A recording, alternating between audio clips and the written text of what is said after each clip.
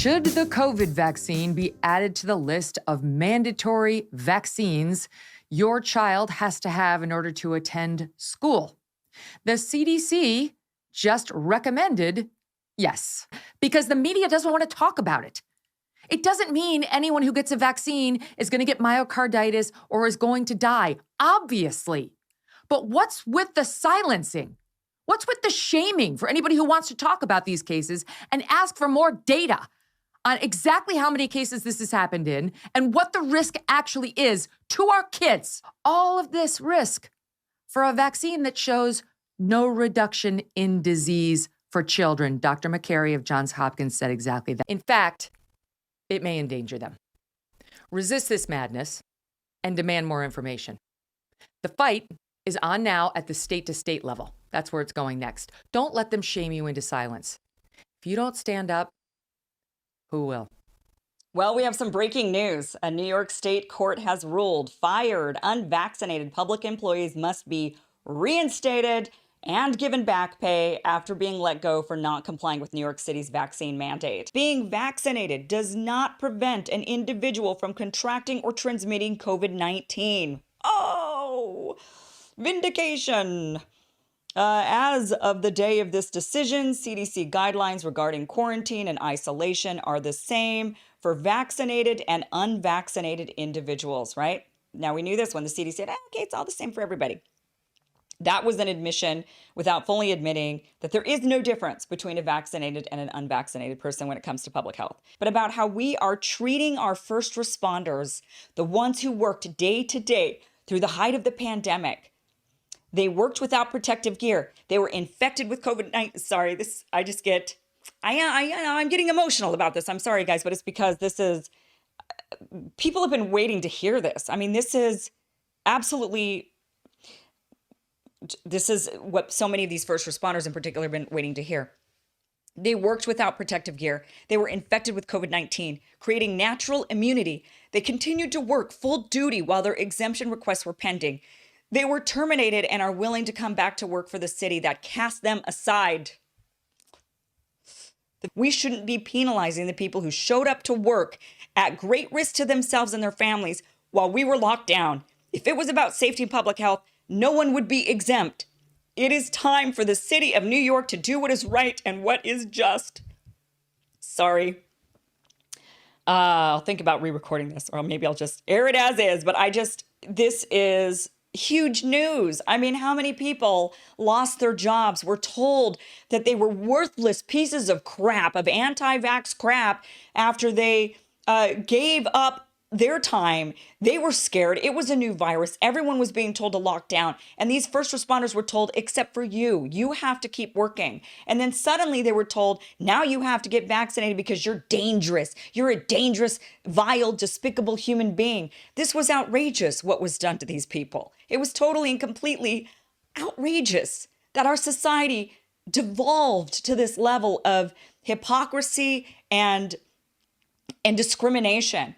Absolutely appalling. So this ruling is massive. This is huge. These are the words that so many people have been waiting to hear, and they're finally actually hearing it from a New York judge. Aware, of course, that Joe Biden thinks he beat Big Pharma this year. We beat Pharma this year! No, we beat Big Pharma this year. Now, what I would imagine that would be is that Big Pharma are now defeated. They no longer have a stranglehold over American politics. Congress is no longer awash with filthy Big Pharma dollars. Drugs are meaningfully price capped. The FDA is regulated independently. Companies aren't granted legal indemnity for their medicines. Insulin is not 680% more expensive than it could be. That asbestos isn't in baby powder, allegedly. And yet, it appears the world we're in is very different from Joe Biden's fist-pumping world of wonder. He's sort of WWF, we beat Big Pharma this year, I'm the Ultimate Warrior. Baby, you need the Undertaker. Let's analyse together the various areas in which Big Pharma appear to be victorious. Should we start with insulin, a necessary medicine for those of us, that have diabetes? New research estimates that around 1.3 million US adults, that's 16.5% of all adult insulin users with diabetes, either skipped entire insulin doses, took less than needed, or put off purchases of the medicine over the past year due to its high cost. That means it's too expensive. We beat Pharma this year. Excuse me, I feel weak. We beat Pharma this year. Please, could you help me regulate my sugar? Come on, man. The list costs of the cheap-to-produce medicine it's cheap to produce, are often up to 10 times higher than in other countries. Now, of course, we know that capitalism is a scale, a spectrum. You know, just running a business and making a profit to feed your family and live a nice life, that's all cool and dandy, although ultimately perhaps you can make spiritual arguments about whether or not it'll make you happy, but there's arguments that I'm hardly qualified to make in this hat. But the idea that a vital medicine would be 10 times more than in other countries does make a mockery of the phrase, "We beat Big Pharma this year," and indeed the entire notion of American greatness. America, this country that's changed the world, that's given so much, how can it fail its people in such an obvious way? One manufacturer, Eli Lilly, I don't like saying that, has hiked the list price of the commonly used insulin product Humalog, don't like saying that, by an inflation-adjusted 680% since it started selling the life-saving drug in 1996. 680%. 680%. Like that, how do they, what are the board meetings like? We're gonna increase prices of this life-saving drug. Oh, it saves lives, that's right. By 100%. Hey, could we do more? Well, all right, 200%. Doesn't seem like enough, does it? 300%? Listen, we're gonna keep going till it's 690%. Could we do 680? Yeah, all right. Eli Lilly have spent over $100 million in lobbying over the last 25 years. And from that $100 million, which seems like a lot of money to spend on lobbying for no return, they have indeed gotten a return because no one's going to stop them doing that. We beat Pharma this year. Oh, that's so cool because now you'll do something about Eli Lilly and that 680%, where like 10% of people, 16% of adults that need insulin can't get it or are not buying it. Oh, no, sorry. What I meant to say is we beat Big Pharma this year in ways that do not affect Big Pharma in any way that they would mind because of their lobbying money, because of the shares Congress people own, and because of deep systemic injustice that I'm unwilling and unable to address. I couldn't fit all of that into a slogan. And frankly, if Joe Biden shook his fist for that long, it would probably fall off. Come on, man. I'd say Big Pharma 1, Joe Biden 0. Time now for the next bout for fighting Joe Biden. Indemnity through child vaccines. I hope that this doesn't mean that they're going to continue to grant legal indemnity to vaccine manufacturers while they're pushing vaccines on children. But we all know, of course, that when the vaccines were first introduced, one of the things that many of us felt a little uncertain about was the legal indemnity granted to all companies. Because, of course, obviously, if someone goes, "Listen, I'll make your medicines, buddy boy, but I don't want you down the line suing me should those medicines have any what? Any nothing. So just give us legal indemnity and don't even think about why I would want that." Oh, okay then. We beat Pharma this year. An expert committee on Wednesday recommended that COVID-19 shots become part of the CDC vaccine program for children. Expert committee. I wonder who those people are. This, while 75.2% of children under the age of 11 already have natural immunity. So, I'm not saying that natural immunity is more effective than the vaccines, but why don't you find out for yourself whether natural immunity is more effective than vaccines? And don't break up how I said that. This, while 75.2% of children under the age of 11 already have natural immunity, according to a CDC study that concluded in February. CDC data from New York and California demonstrate that natural immunity was 2.8 times more effective in preventing hospitalization and 3.3 to 4.7 times more effective in preventing COVID infection compared to vaccination during the Delta wave. Fair enough then. A CDC committee will likely deliver permanent legal indemnity to Pfizer and Moderna through the process of adding the drug company's mRNA injections to the child and adolescent immunization schedules. The Health Resources and Service Administration has clarified what needs to happen for a vaccine to become liability-free. For a vaccine to be covered, the Centers for Disease Control and Prevention, the CDC, must recommend the category of vaccine for routine administration to children or pregnant women. What that paragraph means is that by recommending a vaccine to children, you trigger its indemnity clause, meaning now that it is de facto free from the potential of legal cases going forward. I'm not suggesting that legal cases against big pharma companies has been a historic or recent problem, but I will continue to read you an article that suggests it might have been. You have to ask yourself a question. Is the recommendation of vaccines for children a measure to advantage and help children everywhere, or to help Pfizer, Moderna and Johnson & Johnson everywhere? Just for context, in case it's useful to you, Pfizer, for some weird reason, have spent $150 million in lobbying over the last 15 years, but as they've made $102 billion this year, that's not very much, is it? Now, round 3 of We Beat Big Pharma this year! Johnson & Johnson legal cases and bankruptcy clauses. Listen to this story. This is the final round. COVID vaccine maker, Johnson & Johnson. Hey, we don't just make vaccines. We do a bloody good line in talcum powder. We make baby food. We do a lot of stuff over at Johnson & Johnson. Johnson & Johnson, valued at more than $400 billion, are using a controversial legal maneuver in bankruptcy court to freeze 38,000 lawsuits claiming that trace amounts of asbestos contamination in Johnson's baby powder caused ovarian cancer and mesothelioma. But it's only 38,000 cases, you know, that's like 38,000 people. That's 38,000 coincidences. That's what that sounds like to me. Why I love these stories is they all demonstrate how the law and how politics more broadly support the interests of powerful corporations. The law is meant to be there to protect who? I thought the people, and the political parties are meant to be in the service of the people. But in every single example that we're citing here, where are you benefiting unless you are a shareholder? I don't mean this maliciously, in one of those companies, in which case you would be benefiting, but also you're a human being in that case, right? And what about the